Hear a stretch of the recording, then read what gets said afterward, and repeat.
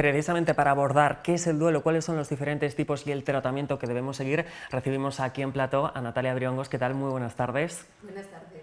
Bueno, vamos a hablar de un tema y lo primero de todo ello es delimitar, acotar el término de duelo. ¿Qué es el duelo? Bueno, nos vamos a centrar en lo que hablamos de duelo en psicología, ¿no? Porque ahora se habla de duelo en muchas etapas o en muchas cosas de nuestra vida, y en psicología sobre todo es pues, una respuesta asociada, una respuesta natural de cualquier persona asociada a la pérdida de un ser querido. Es una explosión de emociones, de dolor, de angustia, tristeza profunda, que cualquier persona que hemos pasado por ello sabemos de lo que estamos hablando, y los que no, pues se tienen que preparar, porque al final la muerte es parte de la vida. Y es un proceso por el que todos vamos a tener que pasar tarde o temprano. Precisamente, Natalia, comentabas, hay quien no ha pasado todavía ese duelo por la muerte de un ser querido. ¿Se puede preparar uno para el duelo? Hombre, yo creo que prepararse es un proceso de maduración. Según vas avanzando y vas teniendo edad, vas afrontando diferentes situaciones en tu vida y te hace ver y entender las cosas de otra forma. Pero prepararse para un duelo, de no ser que sea, que luego hablaremos de los tipos de duelo, una muerte que sepamos por una enfermedad larga, prolongada, con un diagnóstico, pues eso de que ya está una persona en paliativos, y puedas hacerte un poco la idea, pero incluso en esos momentos hay personas que tienen esa fase de negación y no quieren darse cuenta. Natalia, también al principio, cuando acotábamos el término de duelo, hacía referencia a que el término psicológico corresponde sobre todo a lo que es la muerte de un ser querido. Sin embargo, también hay quien se refiere al duelo que podemos pasar en distintos otros episodios de la vida, como por ejemplo un duelo en una situación amorosa. ¿Es concretamente un duelo? ¿Se le puede denominar duelo la pérdida de una persona, no porque haya fallecido, pero sí porque desaparezca de nuestra vida? Sí, sí, se le puede designar exactamente igual que a lo mejor el perder un puesto de trabajo, perder una vivienda, una posesión. Bueno, pues se pasa, o perder la etapa de la juventud, o el pasar a la jubilación, ¿no? Pues se puede designar como duelo. Pero en psicología, cuando hablamos de los duelos, cuando hablamos de duelos complicados y de duelos normales, hablamos sobre todo del duelo por la pérdida de una persona muy cercana a nosotros. Claro, es que es un tema muy interesante, puesto que hace referencia a la pérdida de un trabajo, y a lo mejor quizá también esto se puede relacionar, aunque puede ser un tema del que hablemos en otras secciones, de aquellas personas que se jubilan o la pérdida del trabajo y lo añoran, ¿no? Sienten que esa etapa de su vida a nivel vital, o también incluso adultos que van cumpliendo años, pues pierden una etapa de su vida. Me parece muy interesante ese punto de vista relacionándolo con el duelo. Pues de eso, si quieres, podemos hablar en otra sección sin ningún problema. Si te parece, hoy podemos hablar un poco más del duelo Por la muerte de una persona querida, que sobre todo hay que saber que es un proceso normal de adaptación a una nueva situación que vamos a tener que pasar todo el mundo, y que depende de cómo lo pasemos puede ser algo normal o puede ser algo que pueda derivar en una patología. Al final, entre las personas que sufren duelo, hay diferentes tipos de estudios y depende de cómo se evalúen, pero entre el 5 y el 10% de las personas que padecen un duelo al final tienen un duelo complicado, es decir, que van a necesitar ayuda de un profesional para poderlo superar. ¿Todo el mundo, podemos afirmar que todo el mundo pasa por el duelo en mayor o menor medida, pero todo el mundo pasa por el duelo? Todo el mundo pasamos por el duelo, todo el mundo pasamos, dependiendo también de los autores, por una serie de fases, como puede ser la primera, la negación, de no querer reconocer o no querer darnos cuenta de que eso ha pasado. Después suele pasar por el tema de la ira, incluso por el tema de la culpa, de tendría que haber pasado más tiempo con esta persona, la última vez que estuve con esta persona discutí con él o con ella, esto es injusto porque es una persona muy joven, el por qué, ¿no? esa ira. Después puede aparecer tema de síntomas depresivos, síntomas de ansiedad. Es ahí cuando se complica ya el duelo, ¿no? No. Todavía no. Todavía no. Vamos a hablar de que un proceso de duelo normalmente dura en torno a un año, incluso puede ser hasta 2 años. Entonces, si una persona durante un año está pasando por estas fases, pues eso, primero de enfado, de ira, de sentimientos de culpa, después de sentirse con una tristeza muy profunda, incluso la última día que vine hablamos de depresión, de esos síntomas de tristeza absoluta, de no tener ganas de hacer nada, que si duraban más de 2 semanas era cuando teníamos que acudir al médico. Aquí hablamos de que si duran más de 2 meses es cuando a lo mejor estamos pensando que puede ser un episodio depresivo, ¿vale? No quiere decir que porque estés profundamente triste tengas una depresión. Es que hay un motivo claro por el que estás sufriendo, por el que estás sintiendo esa tristeza. Claro, ese proceso, ¿no?, de Claro, tristeza, tenemos que estar pendientes, ¿no?, por si se activan las alarmas y dura más de 2 meses en concreto ese que comentabas. claro. Claro, pero puede pasar por diferentes estados. Exactamente. Incluso puedes volver hacia atrás y volver a tener otra vez ese enfado, esa culpa, o bueno, luego ya pasaríamos a la última fase, que es la aceptación de la nueva situación en la que tienes que aprender a vivir sin esa persona significativa para ti y empezar, pues eso, a ver que es un proceso natural de la vida y que es una faena y que el duelo lo tenemos que pasar y que duele y que no podemos decir por esto no se pasa y no hay ninguna palabra mágica para consolar a nadie que lo está pasando. Precisamente muchas veces surge bueno, pues ese run run en la cabeza de decir, no, yo lo voy a aceptar, lo voy a llevar bien. ¿Puede ser problemático cuando optamos por esa posición de negar quizá? Forma parte de la negación, como decías, Bueno, pues es a lo mejor si dura mucho tiempo esa fase y no queremos reconocer todo nuestro estado, pues podemos hablar ya de un duelo patológico. complicado, que es lo que hablamos nosotros, o un duelo patológico, ¿vale? Que sería el duelo, pues un poco el inhibido, que es la incapacidad de expresar ese malestar, incluso de negarlo y de no poder hablar de ello. Hay otros tipos también de procesos complicados, como puede ser el retardado, en el que las emociones, normalmente cuando a ti fallece un familiar, lo normal que te pasa es que lo primero que haces es llorar desconsoladamente, estar desorientado, estar un poco como en shock, que no te lo quieres creer o que no te lo puedes creer todavía.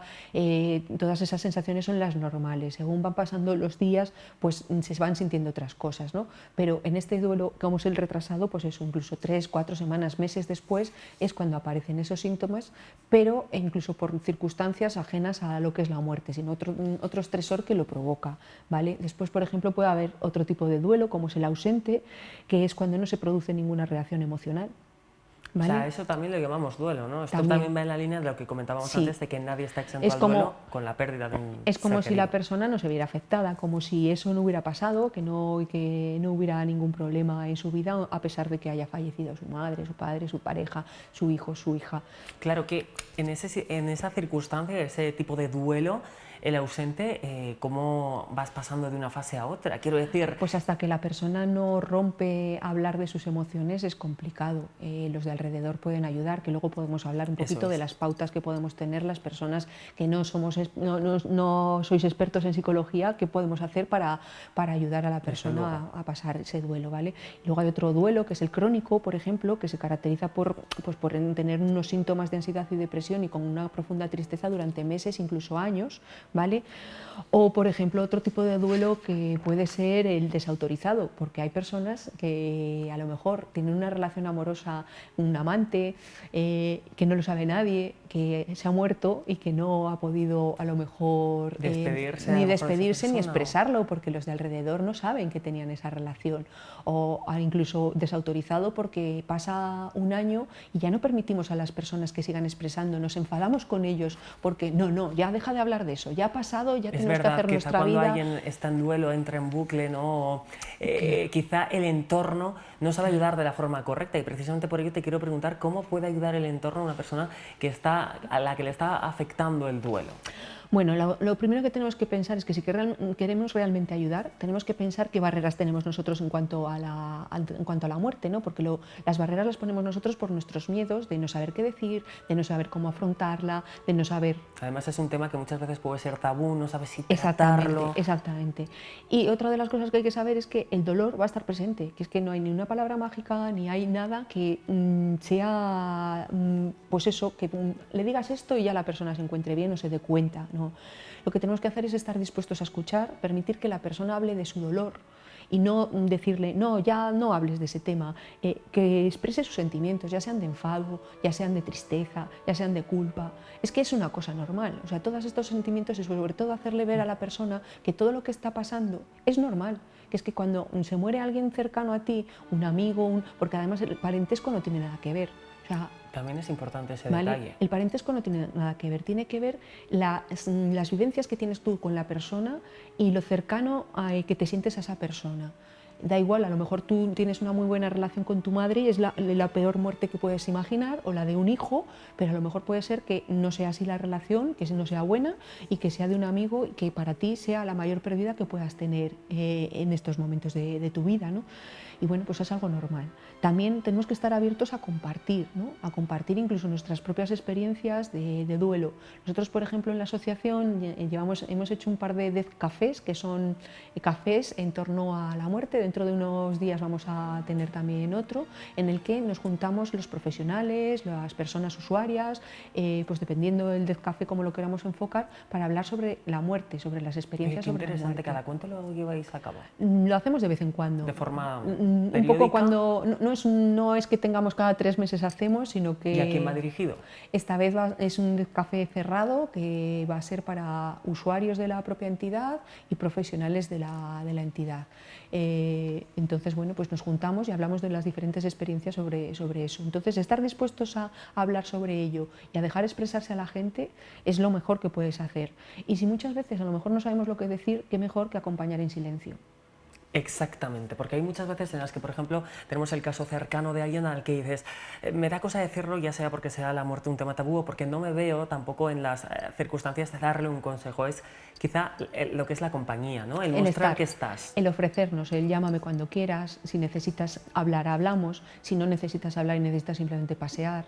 No esperar a que sea siempre la persona afectada, la que está pasando el duelo, a la que llame, porque precisamente a lo mejor tiene esos síntomas que le están impidiendo el llamar y le da vergüenza o se siente muy mal, llamarle. Tender la mano, ¿no? En ese sentido. El decir, estoy aquí para todo lo que necesites. Esas cosas son las que pueden hacer todo el mundo y que al final pues no es nada más que ponerte en la piel de la otra persona. Y a la hora, la otra persona también, ¿no? El acompañante, el que se cerciora o ve ciertos comportamientos, cuando la persona está sufriendo el duelo y no se da cuenta o quizá debería a lo mejor quizá pedir ayuda, ¿cuándo debemos pedir ayuda? Y también siendo uno el que sufre el duelo o incluso también queriendo ayudar a la otra persona. Bueno, pues a ver, yo creo que si al año vemos que no hay una mejoría y que esa persona sigue aislándose, no es capaz de sentir disfrute por ninguna actividad, si esa persona está haciendo conductas pues un poco de abuso de sustancias, y si está afectándole en su día a día, es cuando hay que decirle o darnos cuenta de que necesitamos apoyo. También se puede ir al psicólogo aunque sea un duelo normal.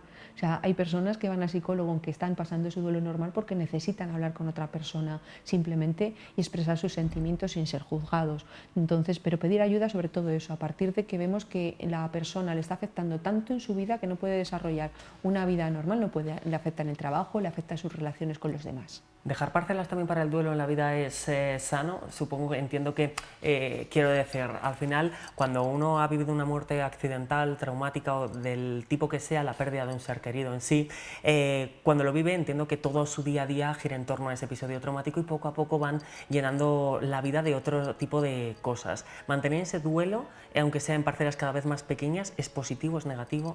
Yo creo que es una evolución, ¿no? es un proceso de madurez en el que te das cuenta de que tienes que aprender a vivir sin esa persona a tu lado, sin esa persona que ha estado compartiendo contigo tus celebraciones de cumpleaños, tus celebraciones de Navidad, el día a día, la vida. El aprender y que no está mal que te acuerdes de esa persona, al revés, yo creo que es algo que es honrar, ¿no?, a las personas que han compartido contigo la vida y que ya no están. Por mucho que te duela, yo creo que es bueno el que incluso hagas, mira, yo recientemente en Navidad, no sé, estábamos un día haciendo una comida y yo le comenté, mi madre se puso triste porque era una comida favorita de mi tío y yo le dije, es que creo que lo que hacemos bien es hacer esta comida, ¿no?, que al tío le encantaba y acordarnos de él en este momento. A pesar de que te salte la lagrimita, creo que es importante el recordar y el aceptar nuestros sentimientos, ¿no? Las cosas duelen, las muertes duelen, pues somos humanos, tenemos sentimientos y no pasa absolutamente nada. Lo malo es no tener a alguien que pueda recibir ese sentimiento tuyo de dolor. Desde luego, pues esa última intervención como dogma a la hora de tratar el duelo como tema, un tema del que, por cierto, Natalia, muchísimas gracias por traernos y que seguiremos desarrollando, puesto que son muchas las circunstancias en las que se puede dar un duelo. Decíamos antes, muerte traumática, esperada, previsible, ¿no? O también incluso muchos otros casos en los que el duelo está presente en nuestra vida, como la pérdida de un trabajo o pues la pérdida a lo mejor también de otra persona o relación sentimental. Así que aquí te esperamos en el magazine, Natalia. Muy bien, muchísimas gracias.